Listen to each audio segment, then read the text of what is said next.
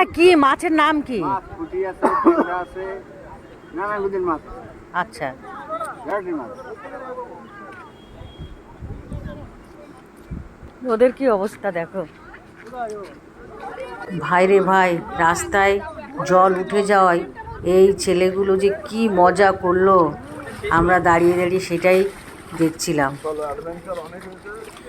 এখন রানীনগরের ঘাট কিন্তু বন্ধ আছে।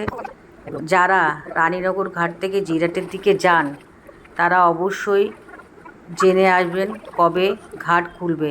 এখন এই যে রাস্তার উপর জল যতদিন না শুকাবে ততদিন কিন্তু ঘাট বন্ধ থাকবে।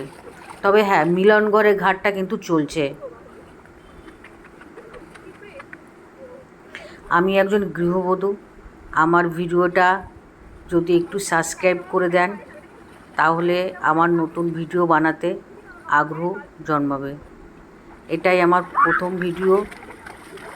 আপনাদের ভালোবাসা পেলে পরবর্তীকালে আবার নতুন করে ভিডিও দিতে পারবো। ভালো করে কথা বলতে পারি না ঠিকই, কিন্তু আস্তে আস্তে শিখে নেব। বলো সাবস্ক্রাইব, কাকি বলো, প্লিজ সাবস্ক্রাইব। টাটা।